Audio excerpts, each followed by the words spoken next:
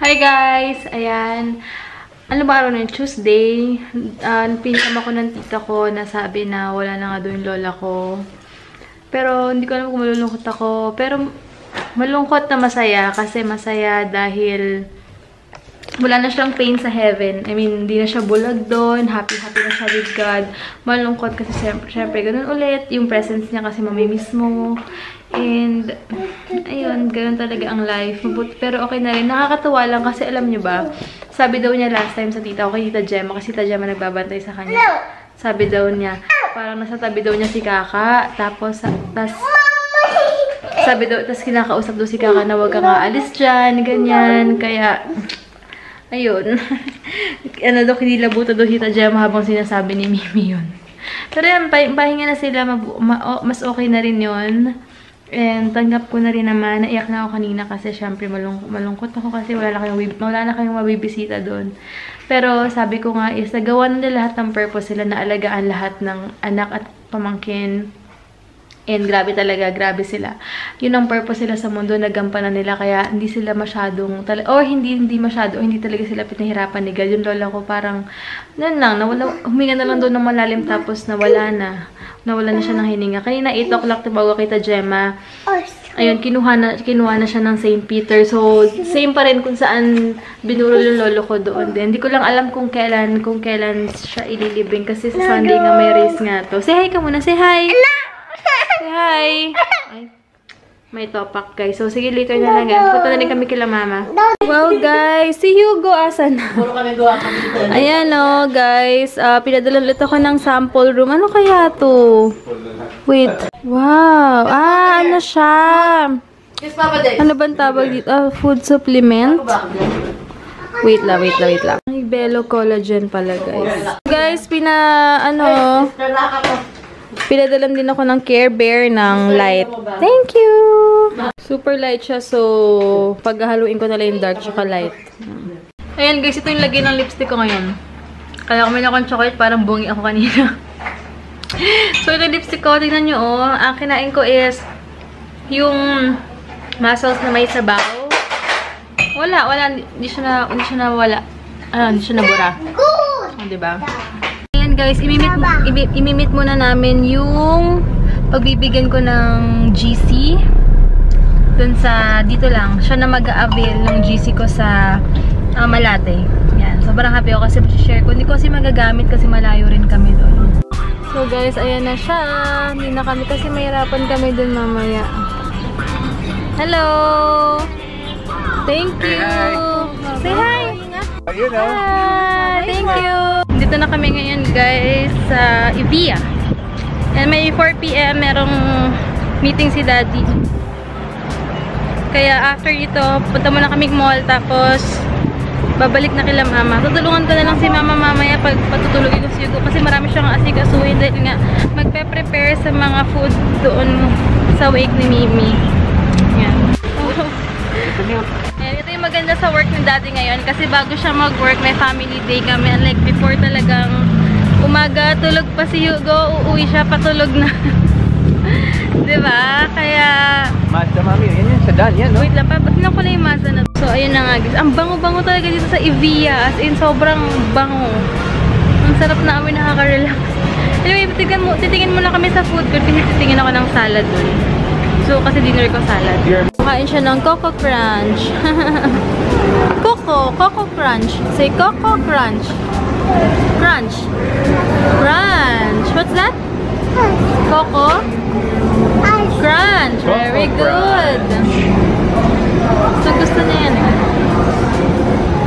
Ayan, after pala nung meeting ni Daddy, hindi ko alam kung nasabi ko sa inyo, pupunta kami mamaya sa lola ko. Pero sana maayos na later para makapunta kami. And ano palang, hanapin namin yung bandang pepper lunch dito, tsaka yung bilihan ng mga salad at sinasabi ng pinsan ko meron daw dito eh. Check natin kung saan. Naku, baka makita ni Hugo yan, Daddy. Daddy, nakita kasi Daddy yung Dumbo. Grabe na pala sine ngayon. Nung bago lang tayo, 100 plus ngayon, 335 na isa.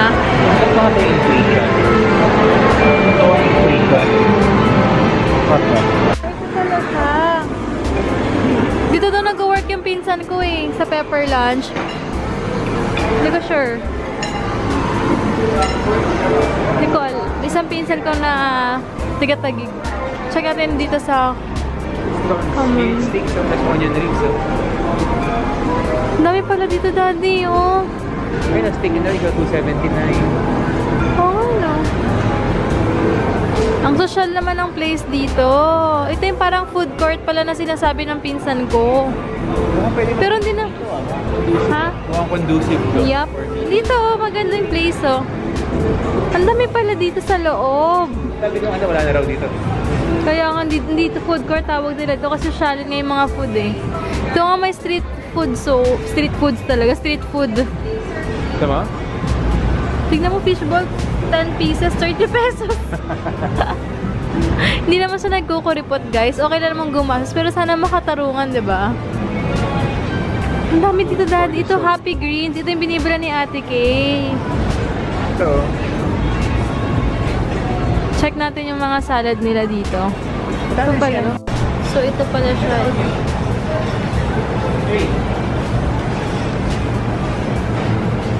Parang wala naman yung... Ano yung Smoking mga... hot buffalo chicken wrap. Ayoko na mga ganyan. Ayun. Buffalo chicken fillet, cucumber. Ano yung place na? Ang ganda talaga ng Vista Mall. Sobrang nakaka-amaze. Ito, Nonias. The truffle mac and cheese. Ayun na. Truffle mac and cheese. Oo nga. 195. Ganda dito, ha? Hindi pala food court tawag nila dito. Ayun, Food court naman ako. Sabi kasi ng pinsan ko food court. Ito, Daddy, oh. Gusto nyo mo-try? Stickers. Ay, check mo tayo nung gusto mo yung mango. Basta lang meron kaya dito.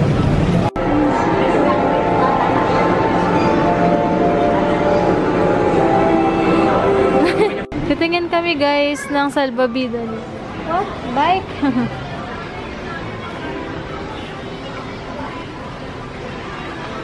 Ganto kaya, Daddy? Okay. Dito naman kami sa toy shop.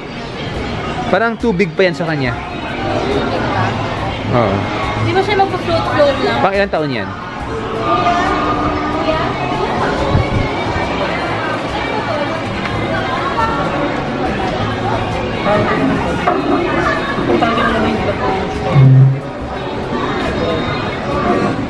You like that, Hugo? Which one?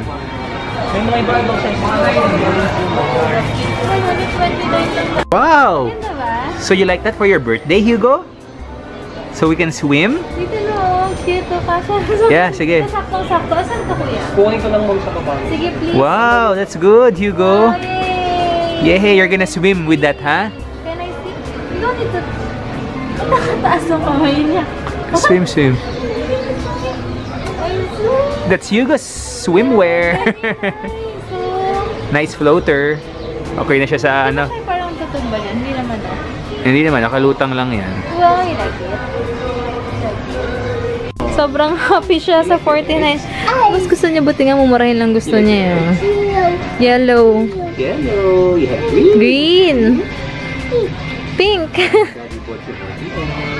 What color is this? Brown. Very good.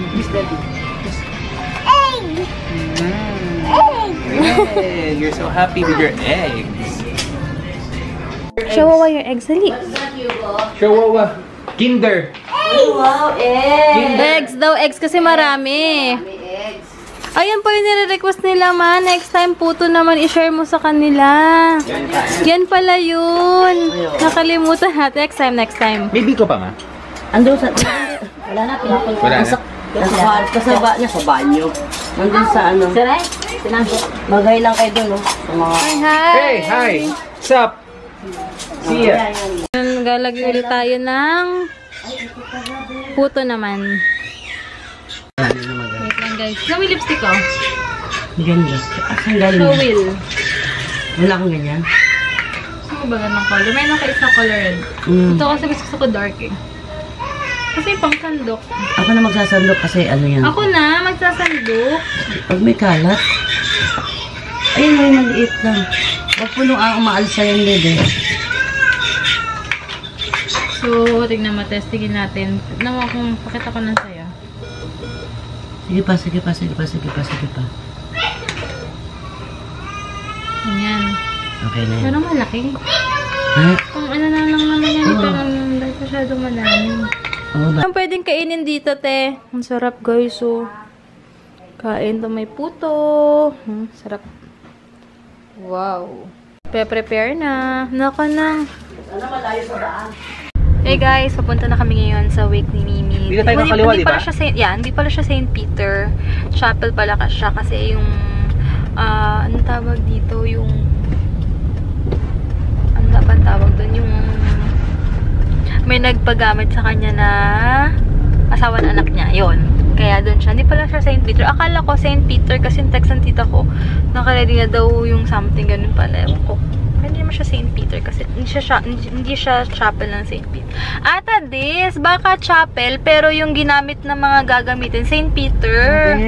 Hindi talaga? Hindi. Iba yun kasi ano sila, Loyola.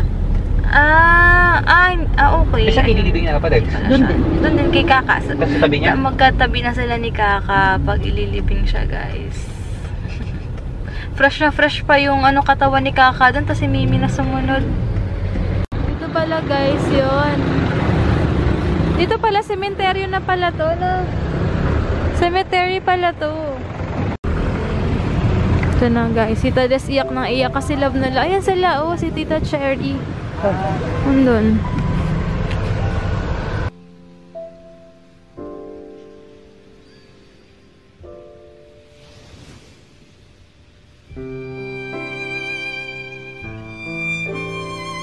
Who's that? Who's that? Kalabi niya Kaka. Who's that? That's Nag-iba Mimi. mukha, no? Si Mimi. Si Mimi. Oo. Si Mimi. Bibili pa sila ng flowers kasi wala pala siyang kasama. Pero ang ganda ng casket niya, guys. So, ang ganda. Guys, super laki pala dito. Ayan, oh. Ang laki man, oh. Oh, may parang kami na may buntot, oh. Pawis na pawis, ah. Ano nangyari? Hi, my love. Ay.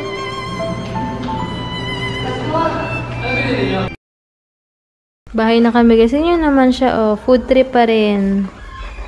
Ay, hindi ko pa pala share sa inyo yung vitamins niya, guys. So, isa-share ko sa inyo. Ipopost ko siya sa Instagram account ko.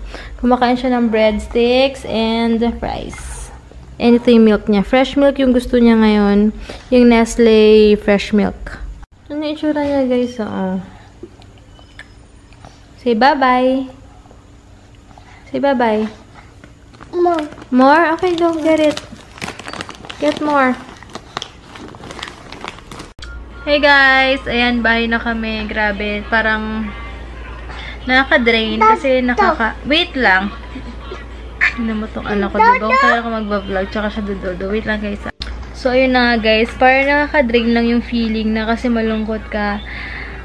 Pero, wala, kailangan maging masaya kasi at least iniisip ko rin kasi yung lola ko na everyday parang nag-aanda na lang din siya ng oras niya. Yung ganun ba? Kasi parang bulag na nga siya. Tapos, everyday na same routine na ginagawa niya. So, mas okay na nakapagpahinga siya. Iniisip ko na lang is na nagawa na naman nila yung purpose. Like kung sinasabi, nagawa nila yung purpose sa mundong to. Kaya, okay na rin yun, diba? Ayun, thank you so much sa mga nag-send sa akin or nag-PM, nag-comment, nag-DM, PM sa Facebook ko na nagsabi ng condolence. Maraming salamat. Sobrang na-appreciate ko. Ang dami nagsabi na may forever. Yes, may forever talaga. Sa lulot lola ko kasi hindi talaga sila sumunod agad. I mean, kinuha agad din, diba? And, ewan ko kasi parang ang paniniwala kasi namin is kapag once na wala na nasa heaven na automatic. Pero, alam niyo, minsan mapapaisip ka na sa kinukwento ng tita ko kanina bago dumawala yung lola ko. Parang sabi niya na nasa tabi daw niya si lolo ko. Tapos sabi niya, wag mo ko iwan. Kinukwento Tita Gemma kasi Tita Gemma nag-aalaga sa kanya, diba? Sabi Tita Gemma, kinikilabutan nga daw siya nung time na sinasabi daw ni Mimi yun.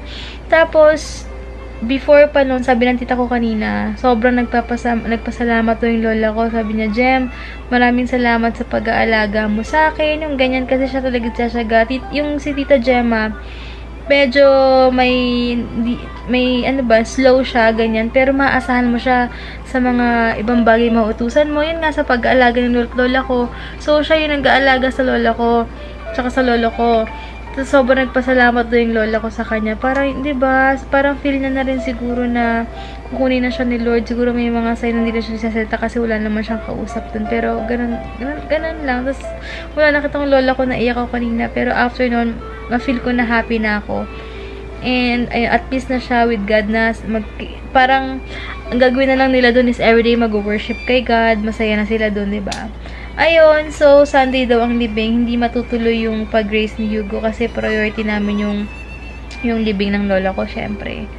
Kasi, pero kung hapon yun, makaka-go kami nila Hugo. Pero kung maaga yun, hindi talaga. Hindi ko pa alam kasi yung oras pero wag na lang siguro dahil siguro hindi pa rin time na mag-grace si Hugo kasi wala pa siya masyadong practice. Mas mabuti na alam na namin na may mga ganyan pala, i-ano na namin siya, ititrain na namin siya ASAP sa mga sa bike niya, and soon bibili namin siya ng Strider para yun ang ma-practice niya kasi iba talaga yung quality ng Strider, guys. Maganda talaga siya. Pero kung starting pa lang, okay na yung pang training ng bike niya. So, yun lang, guys. Siguro tomorrow na lang, sobrang pagod na rin ako. Hindi na ako nakapag-edit ng gabi kasi hindi na ako nagpupuyat ngayon kasi hindi healthy. Hindi talaga healthy. So, ginagawa ko is natutulog na rin ako pagka-export ng mga videos. Tomorrow na ako nag-upload. Ayun. Tomorrow na ako nag-edit. So, yun, guys. Maraming salamat sa support nyo. And, kanina, basta, tsaka ko na i-share sa inyo. Sobrang daming good news. Hindi ko ma-contain, pero ayoko na lang sabihin agad-agad pag yun na share ko sa inyo, guys. So, tomorrow na lang, guys. Thank you so much, guys, for watching, and God bless.